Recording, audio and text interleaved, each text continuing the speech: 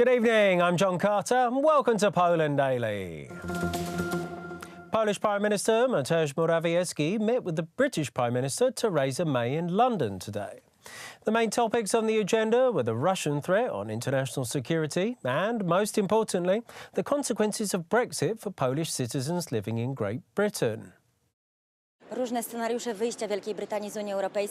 The main issues discussed by both heads of governments and parts of their cabinet included different scenarios for Brexit, especially the most grim one, which would entail the no agreement with the European Union, NATO and economic cooperation between the two countries, and the situation of Polish people living in the UK. After the talks concluded, Prime Minister Theresa May issued a clear message to Poles living in the British Isles that the British government wants them to stay. Polish people living in England would be guaranteed the same rights they have enjoyed thus far. Prime Minister Mateusz Morawiecki said that the Polish government wants the rights of Poles to live in Britain to be protected, but also appealed to them to return to Poland, citing the recent decrease in unemployment rates. I've been clear that EU citizens here in the UK would have their rights protected in the UK if there were a no-deal scenario. And I believe Prime Minister Morawiecki has also indicated to UK citizens in Poland that they would, the Polish authorities would respect their rights too.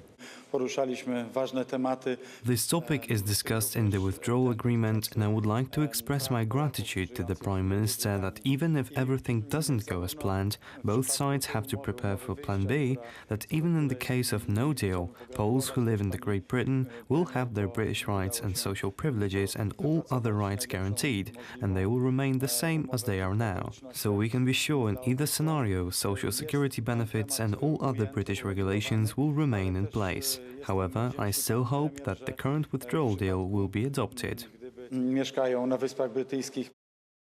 After turbulent discussions, the Warsaw City Council has now restored 98% discounts on perpetual usufruct fees. After much criticism, the Mayor of Warsaw, Rafał Trzaskowski, withdrew his proposal to lower the discounts. Before the beginning of the City Council session for the press conference, Law and Justice Party councillors brought a likeness of the Mayor of Warsaw, Rafał Trzaskowski. He is a cardboard man. What has he shown by causing this confusion about the reduction of this discount? And now he's trying to save himself before Christmas by withdrawing from this. Trzaskowski turned to the councillors to restore the 98% discount on the fee for transforming the rights of perpetual usufruct into ownership of land located in the areas belonging to the city. I am asking you to support my application. I would like to thank you, especially the Civic Coalition councillors, because I know that it was a difficult decision. I would also like to appeal to the Law and Justice Party councillors to support this decision. After Trzaskowski's speech, the head of the Civic Coalition Club, Jarosław Szostakowski, submitted the request to close the discussion on the project. There were voices of opposition in the hall. The chairman of the City Council, Ewa Malinowska-Grupińska, said that such a proposal must be put to a debate. In response, the Law and Justice councillors blocked the podium and demanded discussion. The only important thing in this matter is that hundreds of thousands of Warsaw residents will be able to gain full ownership for a moderate fee. The reason that transforming perpetual usufruct into property will not ruin their home budgets is because there are councillors who have been able to fight for their interests. I said throughout the entire election campaign that we will listen to the Warsaw citizens. If they decided that it was an election promise, although I never talked about the discount in the election campaign, then we recognize that in such an important matter there must be a clear message. We are also ready to withdraw from the decision if the residents of Warsaw have found that it was an election promise. To zamknięcie dyskusji, której de facto nie było, jest kolejnym dowodem. The platform is able to carry everything out without taking into account the voice of Warsaw's residents and without taking into account the voice of the opposition, which represents, in our case, 250,000 of the city's residents. After thunderous discussions, a bill restoring the 98% discount on perpetual usufruct fees was adopted. The bill concerning the discount was the only topic of the session. After the chairman of the City Council, Ewa Malinowska-Grupińska's announcement, Law and Justice Party councillors chanted, "We won for Warsaw."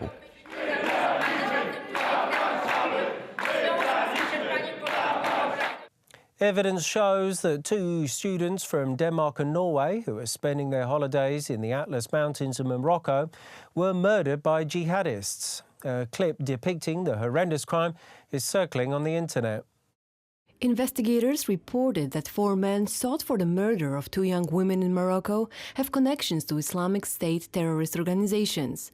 The bodies of the dead women, 24-year-old Dane Louisa Vesterviger Jaspersen and 20-year-old Norwegian Maren Juland, were found on Monday in the high Atlas Mountains near the village of EMILIA, 60 kilometers from Marrakesh. Louisa's mother told the Danish newspaper that her daughter and her friends' throats were cut. On Tuesday, the police detained one of the suspects. The AFP agency reported that the Moroccan police arrested another 3 perpetrators of the murder today. A brutal video from the location of the murder appeared on the internet and is being analyzed by investigators.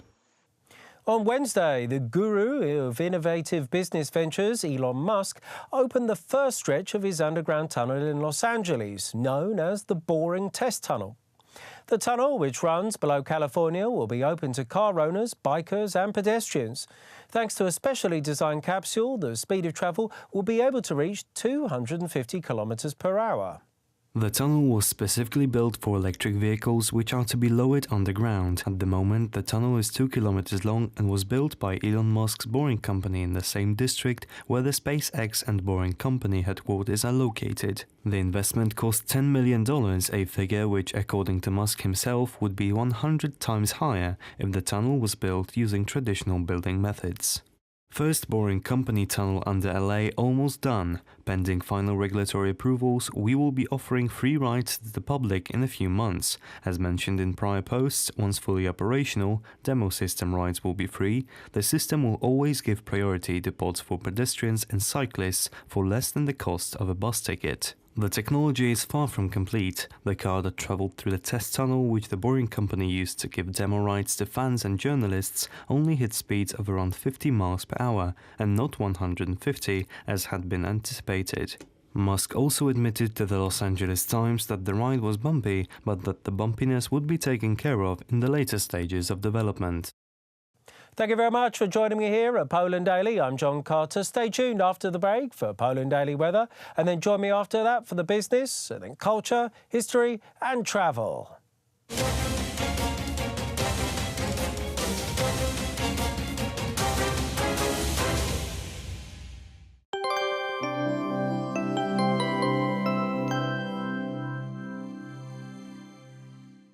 Welcome to Poland Daily Weather. Let's take a look at the forecast for tonight. A cold night with temperatures ranging between -7 degrees in Białystok to 1 in Koszalin and Szczecin. Snow are expected in the northwest. And now over to tomorrow. The rain will be mixed with snowfall. More sun expected in Szczecin. Eastern Poland with lower temperatures ranging 1 degree. The higher temperatures will in the northwest. Let's see the forecast for the following 3 days. Saturday will be a sunny day in central and south Poland, while wet and snowy weather is expected in the north. A maximum 9 degrees in the southwest and a minimum -3 in the northeast. On Sunday, temperatures ranging between 6 and 0 degrees. And on Monday, temperatures ranging about 1 to 5 degrees. It will be a quite rainy day, but with some snow also expected in central Poland. Thank you for watching and goodbye.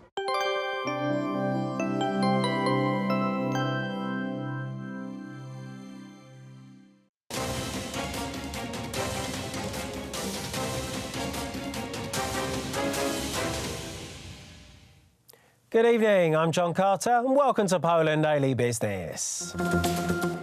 The terminal's operator, Polski LNG, has informed that the Świnoujście liquefied natural gas LNG terminal in northwest Poland will be expanded over the next few years.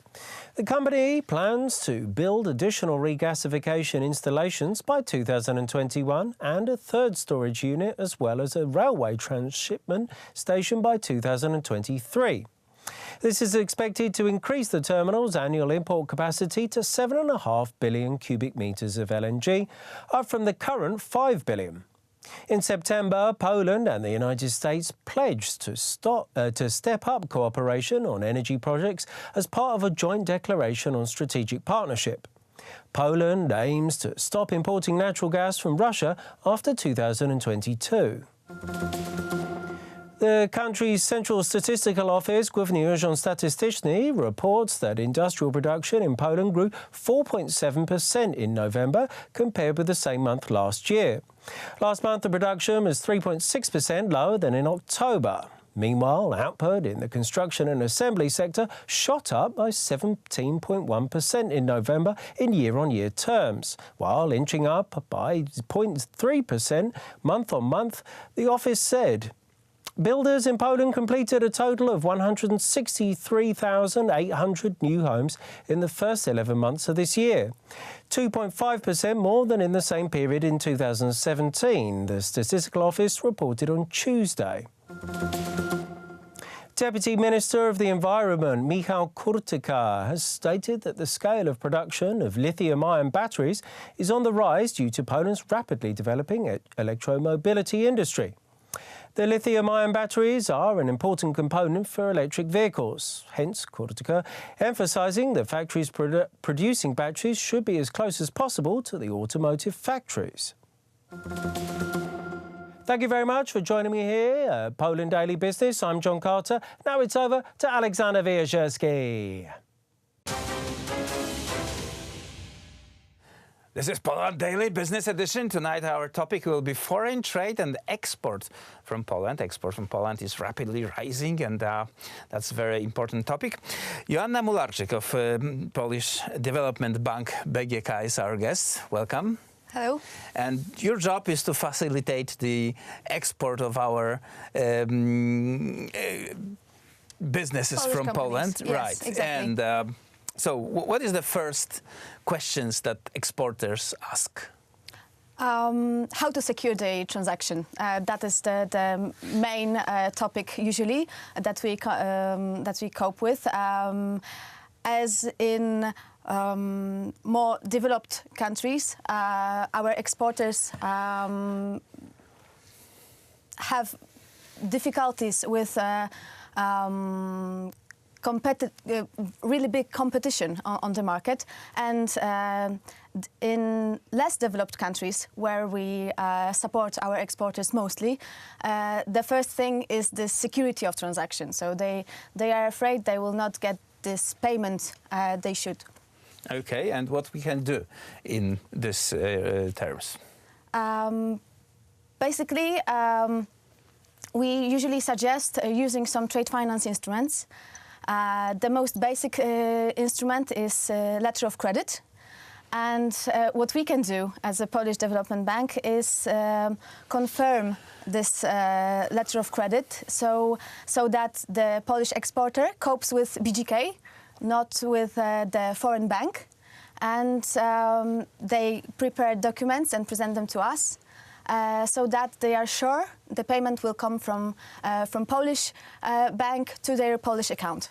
Right, but you also, on your behalf, have to make sure that this beneficiary of the credit will deliver the goods, and the guy who actually got the goods will deliver the payment. So how do you do that in Uganda or Gambia? That's why we use letter of credit, because this is a very very nice instrument to ensure the payments. I think our viewers pretty much know what is letter of credit, so let's start this. But let's say how you do that in the ground. Are you in touch with the local banks, with the local economies, in order to of course get the proper information about the business transactions? Of course, our risk department always verifies the local markets as well as local banks. We look for the best banks on each market to cooperate with, and to ensure that the transaction will have a happy ending. Okay. What we know from the exporting economies like Germany is that they support their producers in many ways. First of all is proper information about the local market. Second is the payment terms. If you buy the German machinery, you can pay after like 1 year of operating this machine. So the machinery pretty much paid by itself, and then you are paying to the producer, the manufacturer. Yes.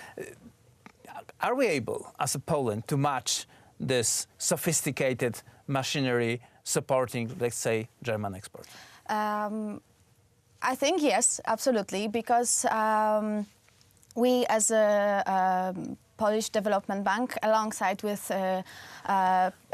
PFR, which is Polish Development Fund, we try to create this supporting system for our Polish exporters, starting from our trade offices of PAIH, who support on this first stage you mentioned, looking at the market as a whole, looking for clients. This is what trade offices do. Then BGK enters the stage and helps securing the transaction, as well as giving financing to the importers of Polish goods. So just as Germans do, we can provide the buyers of Polish goods and services with long financing periods, according to OECD regulations, up to 12 years. So this is, Germans can do this as well, but we can compete with them as well. Can match this offer. Yeah. Correct me if I'm wrong, but the Polish export to the European Union is pretty much done by the producers and exporters by themselves, because it's not considered an export, it's our local market. EU, yeah. If we speak about Near East, Africa, South America, Asia, that's a different story, different ballgame, and we need to support that. And is that the question is, how many Polish entrepreneurs want to expand to these markets that are apart from the European Union? I mean, I can understand that like 90% of them is perfectly happy to do their business in the European Union, and they got their cars, they got their houses, they got their vacation lifestyle, and not else.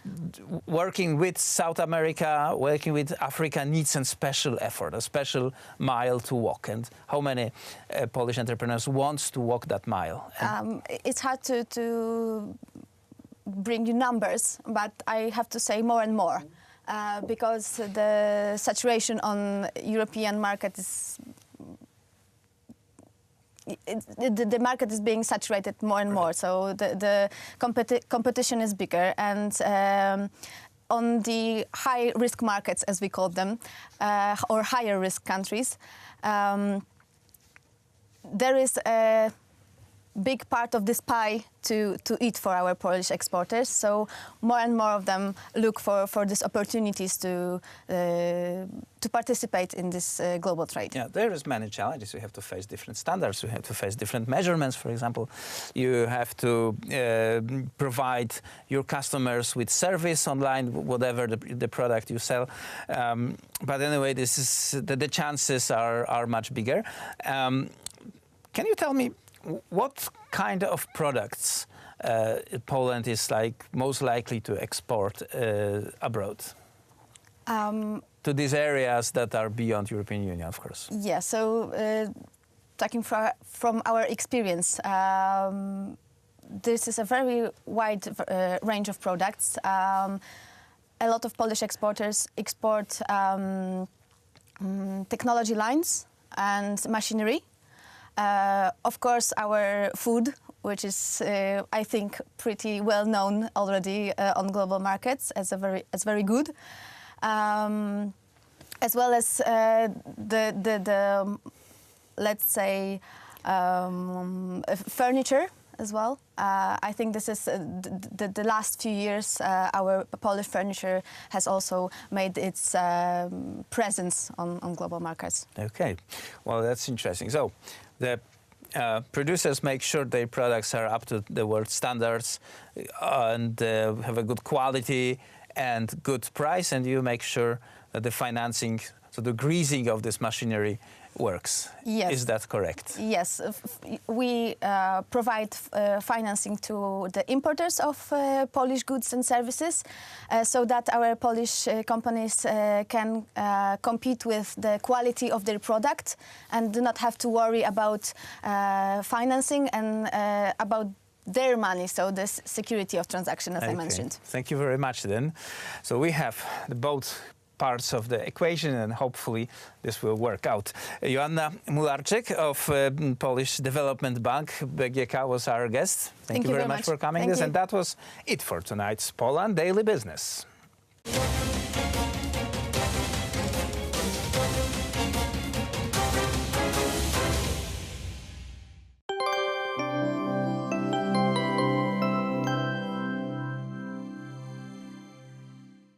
Welcome to Poland Daily Weather. Let's take a look at the forecast for tonight.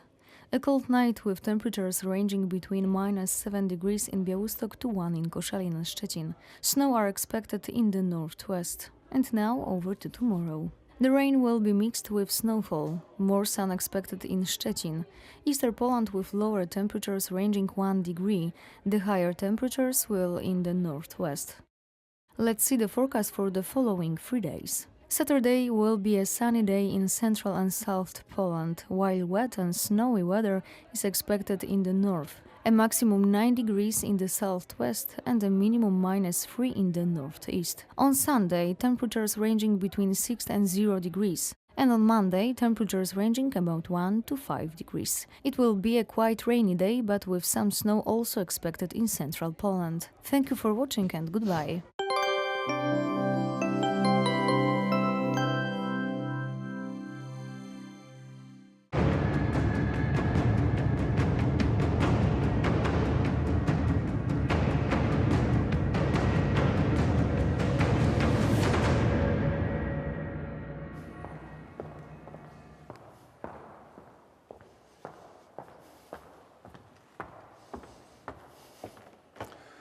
Hi, I'm Phil Goss with Poland Daily. We're here at the Royal Castle in Warsaw today to talk to the historian and the curator, both responsible for the exhibit Znaki Wolności, or Signs of Freedom. We'll continue our talks about Polish history with Professor Krzysztof Jabłonka. So tell us, how did Poland come about with its independence after World War I? Bezpośrednio, jeszcze w trakcie I wojny światowej, The first independent national councils were formed during the First World War. They were gatherings from former Austro-Hungarian Empire lands. That's where the movement of liberating Polish territory began. i od nich zaczął się ruch wyzwalania terytorium polskiego. Pierwszym miejscem First place to be liberated was Podgórze, a district of Krakow, where Polish flags flew on October 30th, 1918. 30 października 1918 roku. The following day, on October 31st, Krakow was liberated, where for the first time the Hejno Mariacki, St. Mary's trumpet call, was played from St. Mary's Church in the main square in Krakow. Mariackiego na rynku krakowskim. Wreszcie w ciągu całego dnia Throughout the rest of that day, up until the beginning of November, the whole of Galicia was liberated. krwawe, ponieważ Polacy byli It was a liberation without bloodshed because, to some extent, the Poles had a friendship with the Austrians, and it was explained to them that there was no point dying right before the end of the war, when the Poles were the majority anyway. In most cases, the Austrians understood this and left. Things were more difficult in the German partition, where certain German legions tried to resist, although the revolution that began in Germany made things a lot easier. Piłsudski was released from prison on November 10th. 10 listopada wypuszczono Piłsudskiego z więzienia. Przybył on o 7:30. He arrived in Warsaw at 7:30, and there was an almost immediate uprising without bloodshed that historians refer to as the Little Warsaw Uprising. Why? Because it took place so a big one could be avoided. By the next day, a deal was made with German soldiers that if they hand over their weapons, they would be sent back to Vaterland, Germany, and that is what happened. Odeślemy do Vaterlandu, czyli Niemiec.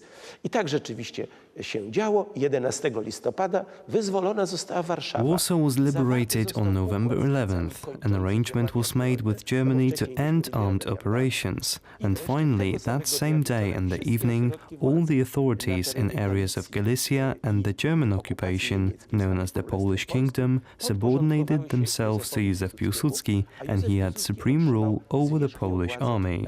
This day is known as the Polish Day of Independence. Niepodległości. How did Poland defend its borders at this time?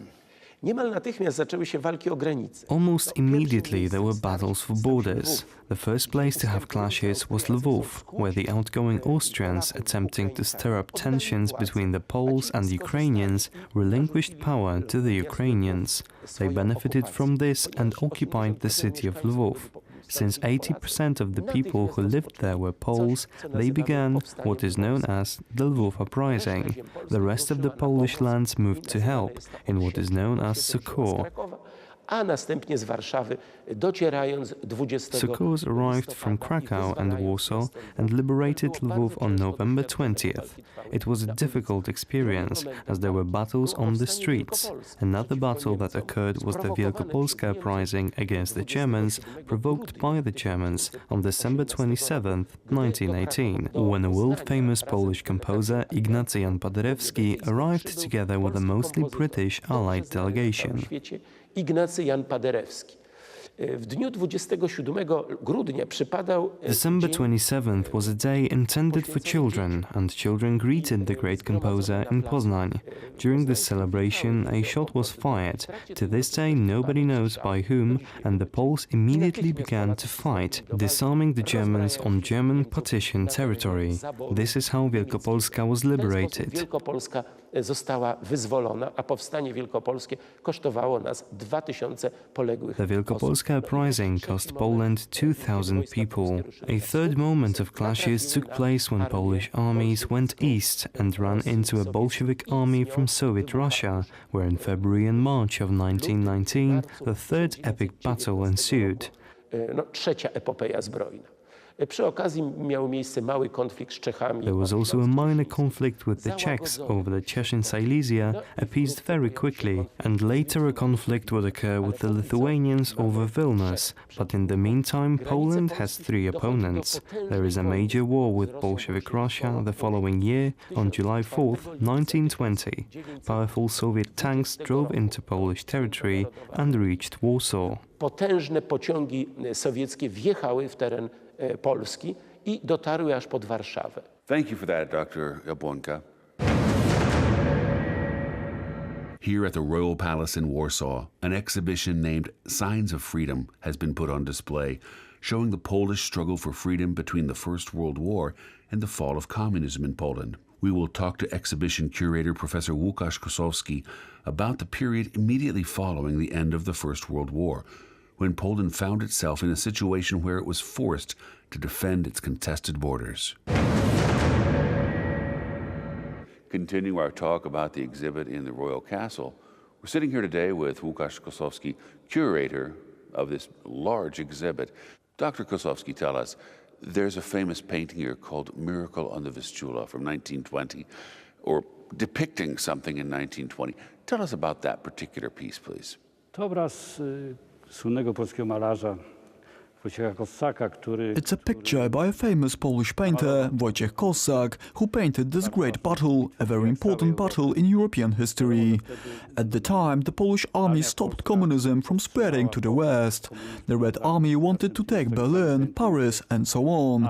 The onslaught was halted in Warsaw. Paryż i tak dalej, i tak dalej. Ta nawała stanęła na Warszawie. Stąd między innymi... This is where the name Miracle on the Vistula comes from, because something happened that wasn't supposed to. We won. Na wystawie organizujemy tą przestrzeń w ten właśnie sposób, że kojarzymy dwa obrazy. In the exhibit we place two paintings beside each other, Batory at Pskov by Jan Matejko and the aforementioned painting by Wojciech Kossak, Miracle on the Vistula. Dlaczego akurat te dwa obrazy? Why these two paintings? Because they present the triumph of the Polish forces over Russia, and this triumph repeats itself in 1920. That's the first reason. Stąd ta zależność, stąd ta przestrzeń tak, a nie inaczej zorganizowana. To po pierwsze. Po drugie jest też ścieżka dźwiękowa w tej. Secondly, we play a quite peculiar soundtrack at one point of the exhibition. Ta bitwa została wygrana między innymi dlatego, The battle was won, among others, because Polish cryptologists cracked the Russian codes. Lieutenant Colonel Kowalewski, a very intelligent leader, figured out the codes, so colloquially speaking, we had all the Russian secret codes handed to us on a plate. Dowódca rozszyfrował te szyfry. Hence, why in the background of this part of the exhibit, you can hear sounds from the battle.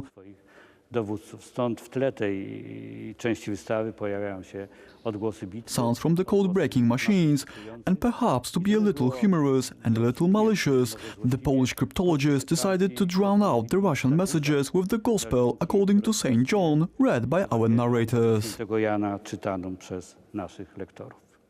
Dr. Kosowski, tell us about the symbolism in these paintings. Symbolika cudu nad Wisłą tego właśnie. The symbolism of the miracle on the Vistula painting is quite straightforward. W tradycyjnej symbolice. It's a picture painted with traditional symbolism in which allegories are used. An icon of the Virgin Mary appears above the Polish armies as they go forth. She appears as the Queen of Poland and leads them to victory. Królowa Polski i ona właśnie. There's the layer of symbolism in this painting. There is also the character of the priest, Father Skorupka, who leads the counterattack. He is a historic character who died during this moment. Skorupki, który prowadzi ten kontratak, i to już jest postać historyczna. Ksiądz Skorupka zginął właśnie w tym momencie. Jeszcze kwestia. There is also the aspect of the title of the painting, which can be interpreted in different ways. Po pierwsze, it can cause dispute that it wasn't the might of the Polish forces or the great leadership of Józef Piłsudski, but help from above that led to this victory.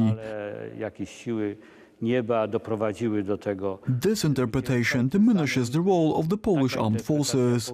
It seems like a misunderstanding. To w pewnym sensie nieporozumienie. A druga interpretacja. The second interpretation by historians is that it's the first time we get cooperation between all the classes in Poland, and that in Miracle of the Vistula the peasants play a very important role in the defense of Warsaw. The divisions between classes are forgotten for the first time in hundreds of years. Zostają właśnie wtedy po raz pierwszy od setek lat zakopane czy zapomniane. Thank you, Dr. Kosowski.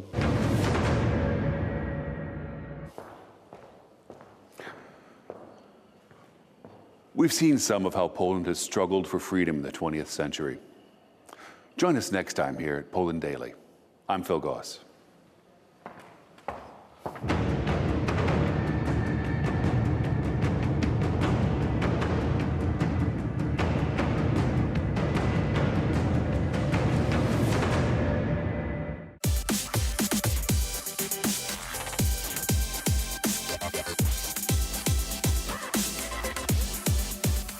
Welcome to Poland Daily Culture. I'm joined here today by Mr. Krzysztof RATAJSKI, a pianist and composer. Welcome to Poland Daily Culture. So could you tell us about the sort of historical changes affecting musical scholarship that have left their mark on the methods of interpreting harmony and tonality in Chopin? For me, as I'm not a historian, but I'm a musician, and I would like to say something from a technical point of view, which is, for example, change of instruments. That may sound funny, but because of the development, in some way, of the piano, of the grand piano, the playing style of Chopin changed a lot. I think we would never now guess that it's Chopin if we could hear a recording of his own, playing his own pieces.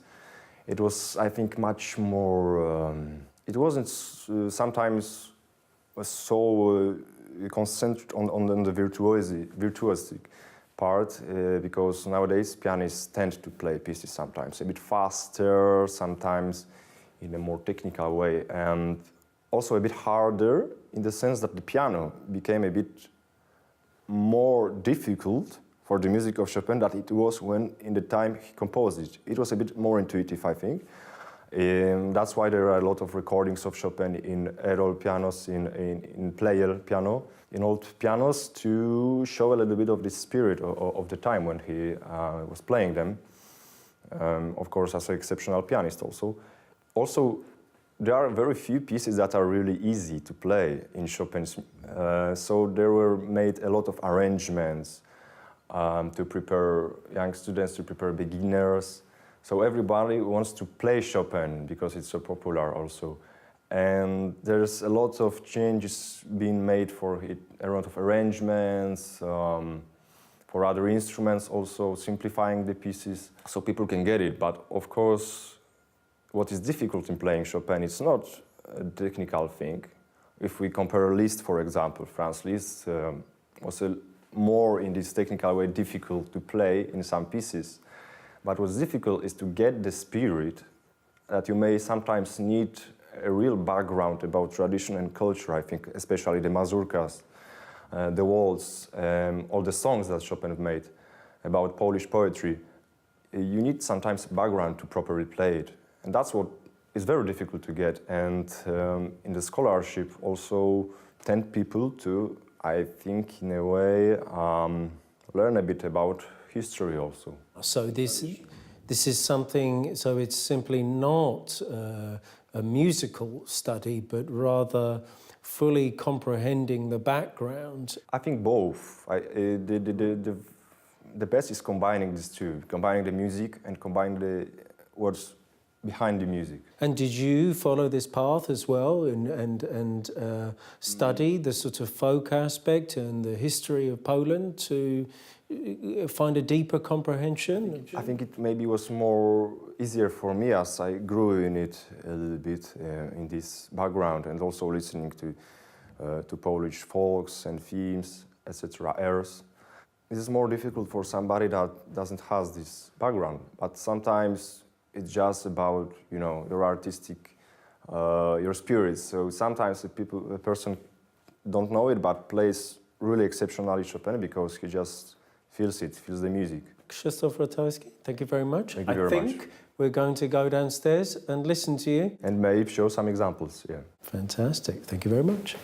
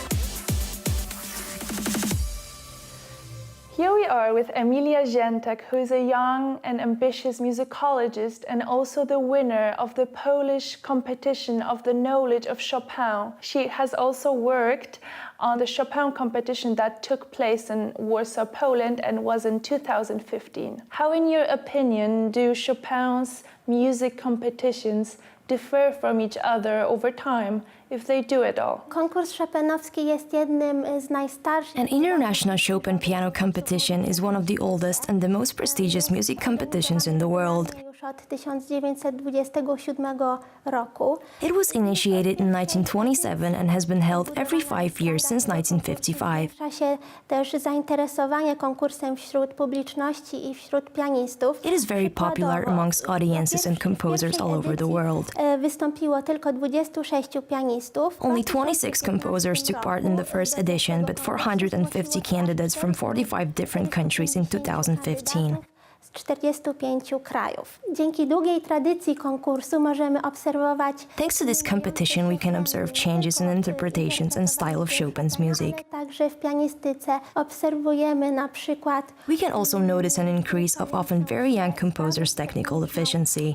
Pianistów często bardzo młodych. This competition shows that Chopin's music is still relevant because participants are adding the modern style to it. Często pokazują na przestrzeni lat. The competition of 2015 was special as it was transmitted to the world via the internet. Jej interpretacji jest cały czas otwarty. What is the Chopin digitalization project and what is it about, and also what is it trying to achieve?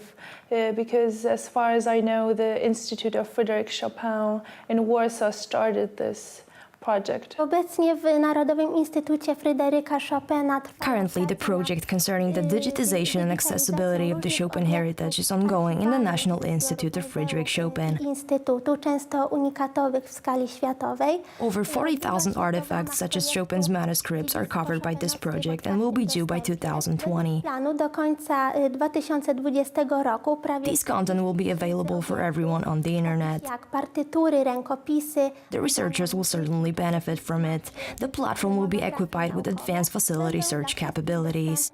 Bezpłatnie w internecie, szczególnie dzięki temu, że platforma będzie. It's worth emphasizing that the analytical capabilities of Chopin's music will resurface the digital music record. Cyfrowego zapisu muzycznego wszystkich jego dzieł w różnych wydaniach. I think that everybody could contribute of that project, not only musicians or big fans of Chopin, but just any one of us.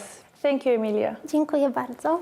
Chopin's music was an inspiration in the early 19th century, and with the advantage of hindsight and modern technology today, we can appreciate the broader impact that he has had.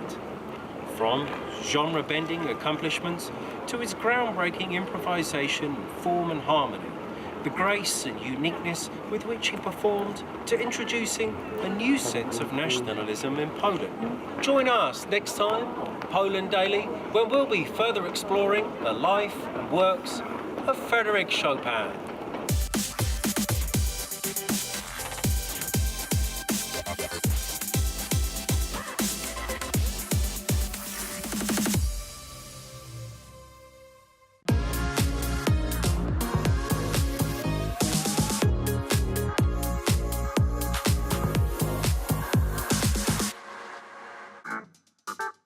Warsaw Chopin Airport. This is where your Poland adventure begins. Whether you are taking off to some ordinary or some exotic destination, you'll feel like a kid in a candy store. Check in to check out. Warsaw's Chopin Airport. Your gateway to adventure. In this episode, we're going to take a walk around the LOT Business Check-in with ADRIAN KUBICKI from LOT Airlines. And he's going to show us what the check-in procedure is like and give us the basics on what it's like to fly with LOT Airlines from Warsaw Chopin Airport. Stay with us. It's a great show. We look forward to having you with us. Welcome to our dedicated check-in area for our premium customers traveling in business class, premium class, or the passengers who are holders of loyalty cards, gold or silver. They can come here. As you can see, beautiful carpet, dedicated check-in staff waiting for passengers to come to check in their luggage. with the priority, basically no queues through the day. You can do it very quickly, very efficiently. This is also the area where you can wait for your colleagues to come, your travel companions. You can also work a little bit if you need to before going through the security and aboard the airplane. You see, we prepared special chairs and the tables for them to do so. Very good, very spacious. It's still an open space, but you can feel sort of more comfortable, more quiet than at any other place in the airport, and that's what our business class passengers need, because they work all the time. Sure. Here is business class meeting point, so if you want to set up a particular point where you want to meet with your travel companions, you can say, let's meet at LOT business class meeting point, and it's actually here. While waiting for your colleagues to come, you can admire our beautiful airplane. Yeah, this is the Dreamliner. The Dreamliner. Right? That we were talking about. Which will take you on any transatlantic flight. Beautiful airplane, as you can see. Thank you, Mr. Boyne. Not just model, but the actual airplane is also magnificent. So this gives you the flavor of what's to come when you pass the security. Okay, and board the airplane. And if we talk about the security, the efficiency is key for all our business class passengers.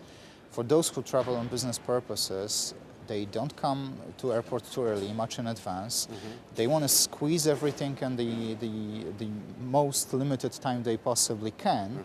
And for that purpose, we always say to these passengers, travel on LOT and from Warsaw, because this is the most efficient airport. As you can see, you have only a few steps from check-in zone to the security, which is dedicated, so-called fast track. This is dedicated security for business class passengers. No queues whatsoever, only few steps from the check-in. And you pass the security, and only a few steps above the security, if we can present it, upstairs from the security, we have our business lounge. You can see through the window. This is where you end just prior to boarding the airplane. You can work a little bit, you have a food there, wide choice of beverages. You can spend your time working, relaxing before your journey. We counted actually that from showing up at the airport, here at the check-in, to come to the business lounge takes from 10 to 15 minutes.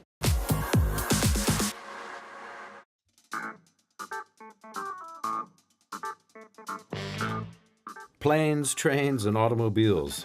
All great ways of getting around, but if you're at an airport, pretty likely you're going to be taking an airplane. A big old jet airliner somewhere in the world, some destination, far or possibly near. In Poland, you might be headed to Krakow, you might be headed to Warsaw. From one of the other cities, you might be headed to Wrocław or Poznan or Gdansk. You might be going to Lublin. We have a lot of choices. Those are all the major, or most of the major cities. I forgot Łódź, but it's very close. You can take a train to Łódź.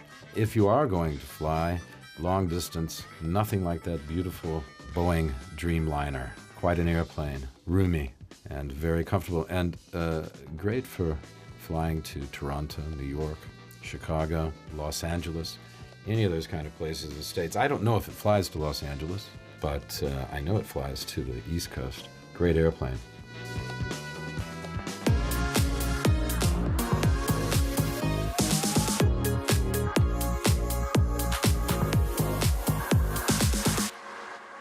This is great advantage.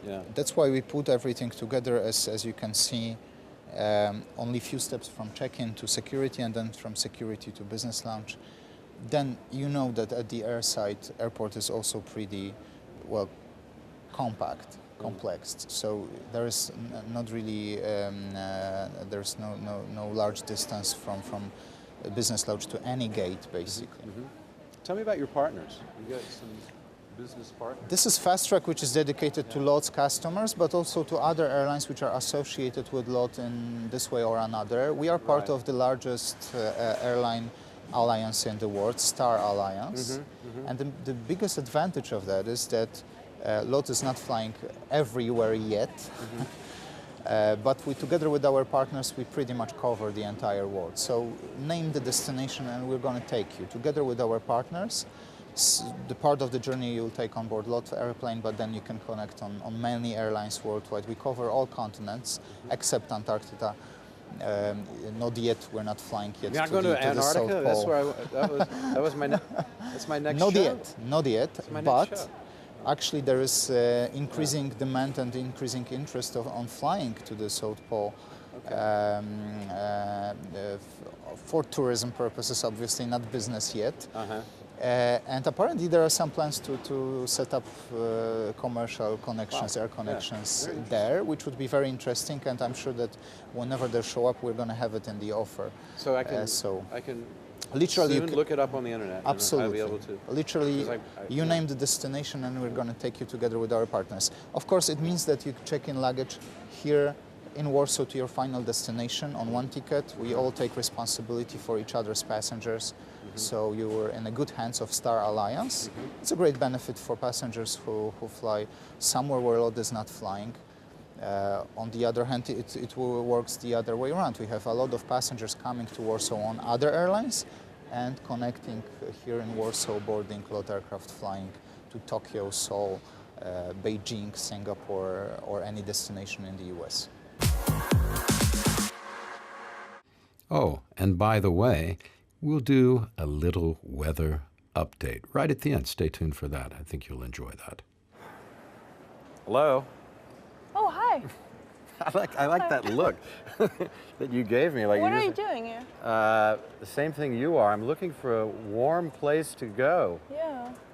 Because it's raining outside and it's miserable. Do you have any ideas? I mean, I think you're supposed to know something about the weather. I might have some ideas. Did you ever study meteorology or something like that? Of course I did. Yeah, you did. You're like an expert. So what I would suggest, Istanbul or also Dubai is very warm, 30 degrees right now.